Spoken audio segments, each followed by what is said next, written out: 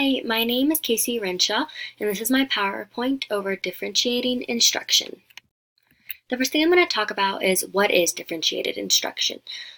Looking over some of the articles in the module, these are two of my favorite definitions that I got from them. And the first one is the creation of learning opportunities that address multiple learning differences of students found in a typical classroom. And so it's really just the different learning opportunities that you can create using multiple learning differences of students in a classroom. And then the second definition I found is teachers adjust their curriculum and instruction to maximize the learning of all students. And so this is all students, gifted students, disabled students, students that need more help, average students, all students in a classroom. And then one thing I got from this, just learning about it, is that there's no one correct method. There are so many types of different instruction and different types of it that not just one works for everyone. And so there's just no one correct method. And then one more definition I got is the sequence of common sense decisions made by teachers with a student-first orientation. So basically, to me, that just meant that as a teacher, you need to put the students first at all times. And I think that with differentiated instruction, you are developing your classroom and your lessons so that it's benefiting all the students and they're all able to succeed while they're learning the same information, just maybe in different ways. And so the second thing I'm going to talk about is how do teachers differentiate instruction? And so teachers use a variety of instructional approaches. There's not just one set way to answer a question. I liked in one of the videos I watched, one of the teachers, he let his students decide how they wanted to answer their questions. If they wanted to use the computer, if they wanted to use their fingers, if they wanted to use whiteboards, paper and pencil, go to the learning center. They just have all these extra manipulatives, and they can even go to the learning center. And so I think that that's super helpful, and I think that that's one of the main things, is just using a variety of instructional approaches. And then the second thing is alter assignments to meet the needs of students. So not a single strategy is going to work for all students, but rather a framework to implement a variety of strategies. And then basically just assess students on an ongoing basis. So there's something called ongoing assessment, which is when teachers can use assessments before, during, and after teaching a unit to gather information critical to providing effective instruction. And so I think that's a big thing, just so you can really see how much your students develop from the beginning to when they're being taught, and then in the end to see how far they came. And I think it's good for students too to see, like, that's where I was 1 month ago and this is where I am now. Like, I've learned so much and I've grown. And so I think that's a really good thing. And then they can use assessment results to adjust instruction as needed. So that's just along with that assessment, you can use those assessments to figure out which students need more help right now and which students are kind of doing good on their own. And then one of the most important things is that teachers need to strive to make lessons engaging and meaningful. So if their lessons are fun and interactive, the students are going to have so much more fun completing those and doing them, rather than if they are not very fun and they just don't see a point in doing it. So that's a big one. And then the last one, teachers need to employ different grouping formats for instruction. So what I got from this is flexible grouping, and teachers should use a variety of grouping methods, whether it's whole group, small group, peer pairs, or independent work. All of these are beneficial to students, especially when you have a mix of them. No student is going to excel by just having the teacher teach everything, and no student is going to excel just doing it all individually. There needs to be a mix of group work and everything like that. And so the third thing that I'm going to talk about today is how do teachers prepare their students in their classrooms for differentiated instruction. So one thing I got from the module is that teachers need to be prepared. They need to be prepared of all things, and they need to plan ahead. You never know how many students are not going to understand the lesson, so you need to be prepared to know, okay, if the majority of the class doesn't understand, what am I going to do to make sure that they do understand? What activity or lesson am I going to put in place instead? And so I think that's a big thing, just knowing what you're going to do in like the what if situations. What if this doesn't work, or what if this does? What's your next step? And then the second thing is you need to communicate with students and parents. And I think this is a huge one, especially when you're dealing with a differentiated instruction. I think that's super important because students and parents aren't used to it. And so you need to sit them down and you need to talk about everything that's going to go on in your classroom, that all students will be challenged, and students may be working on different activities or assignments. The role of the teacher is going to be different. There's going to be fewer teacher-led activities and more student-led activities. You need to talk about how activities and projects will be assigned, how test results will be used, and how grades will be assigned. As long as you sit down with your students and their parents and talk about this, I think that's huge, and I think that they will understand and they will be more willing to help and to hear all of that.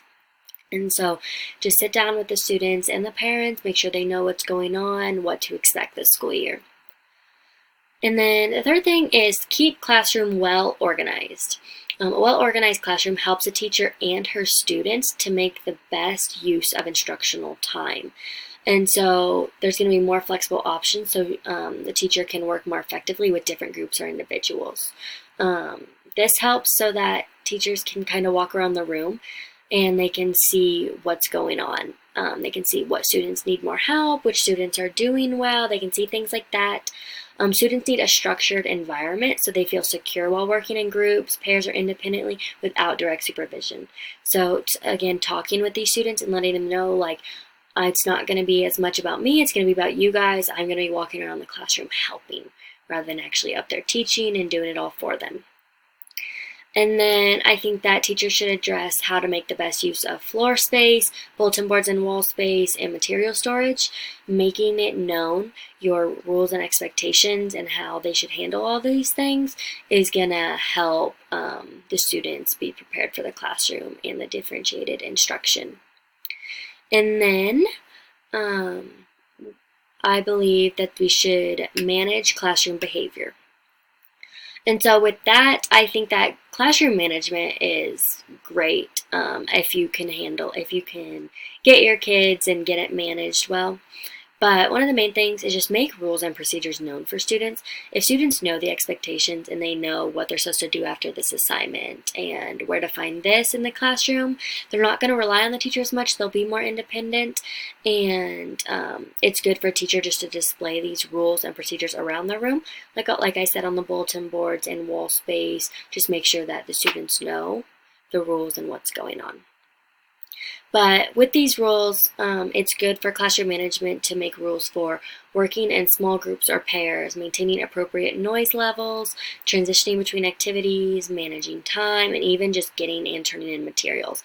If they have rules for these, the classroom is going to go so much better because their students are going to know exactly what they need to do at what times. And so I think that's a big thing. And then the fourth question is, what does differentiated instruction look like in the classroom? And so there are so many different types of instruction, like group work, individual work, a lecture, extra manipulatives, learning centers, computers, pen and pencil. So there's just so many different things that you can do in the classroom to switch it up and to make sure that you are benefiting all students and their learning styles. And then the various grouping, like I said before, there's the whole class, the small group, the peer-to-peer, and just individual work. A mixture of these is going to be what helps these students, and allowing them to choose how they want to answer a question, like if they want to do whiteboards, use their fingers, computers, paper and pencil.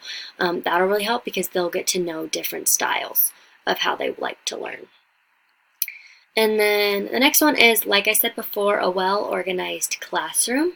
It helps the teacher and our students make the best use of instructional time.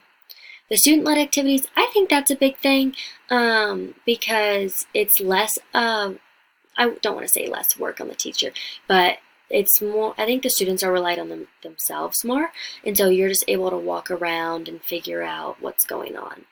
And they can also vary the length of time students have to complete a task, which allows the teacher to still walk around, and the students that are struggling more can use that extra time to get extra help from the teacher because she's not busy teaching the whole class when they're in small groups. And so I think that's really helpful. And then effective behavior management, you just need to establish the rules and procedures, make sure the students know what's going on in the rules. And so the next thing, I'm going to go over 3 common classroom practices at schools, and I'm going to discuss why they're not examples of differentiated practice and what colleagues can do differently. So the first one is delivering instruction primarily by lecturing. So this is not differentiated instruction because there's no variation in instruction. It's just doing lecturing, which is the whole class. The students are just basically probably writing down notes, writing down what the teacher says. Whereas if it would have been differentiated instruction, there would have been group work. There would have been peer work or individual work, which goes along with the no flexible grouping. And so that's why I believe it's not differentiated learning, because there's no variation in the instruction and there's no flexible grouping. And so what colleagues can do differently, they can try to understand that all students do learn differently. So it's not going to work as well if you're just doing lecturing, because some students don't learn that way. They don't prefer to learn that way. And so it's harder for them to understand. And they can also think of new activities and lessons that are maybe more engaging and meaningful, so that the students are more intrigued to learn about it and they're having more fun while doing it. And then the last one is try and use different grouping formats for instruction. So like I said, there was no flexible grouping, and so students weren't getting that individual work or group work or anything like that. They were just really listening to the teacher, and that's it. Okay, so the second scenario is groups students at the beginning of the year based on the previous year's achievement test scores. And so I think that this is not differentiated instruction because there's no flexible grouping. They just are based off of their test scores, and I believe that when you group, you need to have a mix. So you need to switch it up sometimes. Sometimes you can have heterozygous groups, and sometimes you can have homozygous groups. What I mean by that is the homozygous, it's going to be students that are the same, that have the same achievement test scores. And heterozygous is going to be students that are just a range. Some students are going to excel in that subject and some are going to be struggling, and so it kind of lets one become the leader and help the others.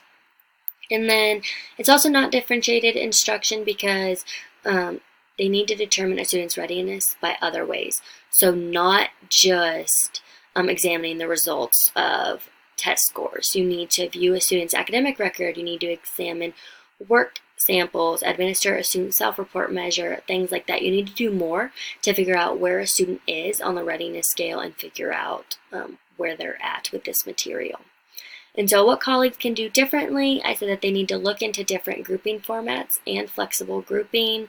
So just to show that they can have different sizes of groups and different people in those groups, and basically just the groups in the situation and figuring out where every student is at with more than just the test scores. Okay, and so the third situation is teacher gives bonus points for classroom participation. And I learned a lot about this in the module that we completed, and I believe it's not differentiated instruction because students' grades will not be an accurate reflection of mastery. In the module, it talked about how if you're going to give extra credit or bonus points, it needs to be over an assignment that they had been dealing with that's relatable to the concepts and skills that they've learned, whereas classroom participation does not deal with any of that. It's just extra points for being there. And so what colleagues can do differently, they can give bonus points only if it is related to the content you have been discussing.